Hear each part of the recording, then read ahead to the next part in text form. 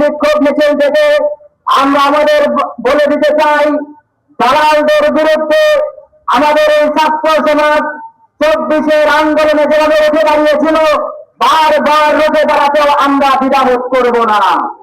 প্রিয় সংগ্রামী ছাত্র জনতা, এই পর্যায়ে বিক্ষোভ মিছিলে বক্তব্য নিয়ে আসছেন বাংলাদেশ ইসলামী ছাত্র শিবিরের সাবেক কেন্দ্রীয় সভাপতি, শেরপুর সদর 1 আসনের এমপি, শ্রদ্ধাভাজন দায়িত্বশীল হাফেজ রাশিদ।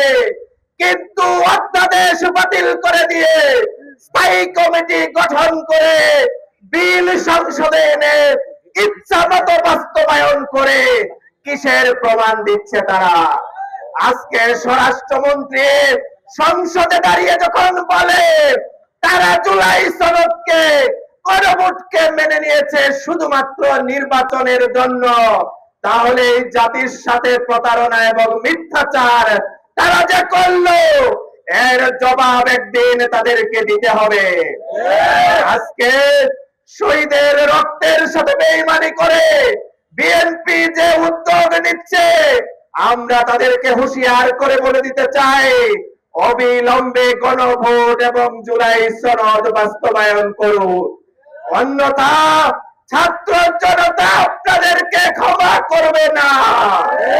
এই দেশে শেখ হাসিনা, ছাত্রলীগ, যুবলীগের গুন্ডা বাহিনী, পান্ডা বাহিনী চেষ্টা করেছিল আমরা রাজত্ব কায়েম করতে। আপনারাও যদি সেই ফ্যাসিবাদী কায়দা বেছে নিতে চান, আপনাদেরকে 24-এর গণ অভ্যুত্থানের দিকে এবং শেখ হাসিনা এবং তার সাঙ্গপাঙ্গ সহ দেশ ছেড়ে পলায়নের যে করুণ ইতিহাস, সেই ইতিহাসকে স্মরণ করার জন্য অনুরোধ করছি। বাংলাদেশ ইসলামী ছাত্র শিবির ছাত্র জনতার সাথে একাকার হয়ে এদেশের সকল মানুষকে সাথে নিয়ে আগামী দিনে এমন আন্দোলন গড়ে তুলবে আপনারা বঙ্গোপসাগরে যাওয়া ছাড়া কোনো উপায় পাবেন না।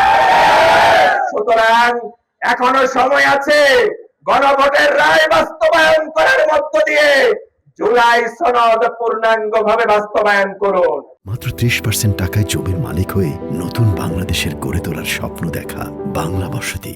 সেই সাথে গণহত্যাকারী শেখ হাসিনা এবং তার দোসর ছাত্রলীগ, যুবলীগের বিচারে আমরা সরকারকে বলতে চাই, আপনারাও তো জুলাই সনদে সই করেছেন, সেই সই করা জিনিস মানতে এত গড়িমসি কেন?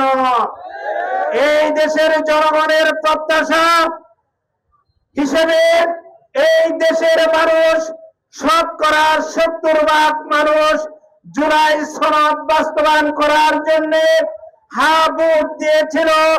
তাই জনগণের প্রত্যাশা হলো আপনারা জুলাই সনদ অতি শীঘ্রই বাস্তবায়ন করবেন।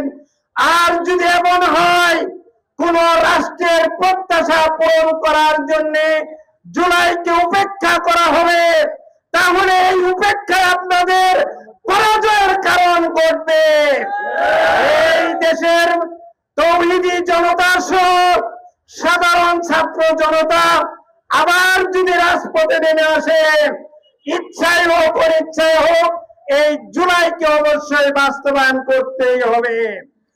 আমরা আরেকটি জিনিস বলতে চাই, এই জুলাইয়ের আন্দোলনকে থামাইতে গিয়ে যে গণহত্যা চালানো হয়েছে, এই গণহত্যার সাথে সরাসরি আওয়ামী লীগের যে সমস্ত নেতৃবৃন্দ, এমপি, মন্ত্রীরা জড়িত ছিল, তাদেরকে অতি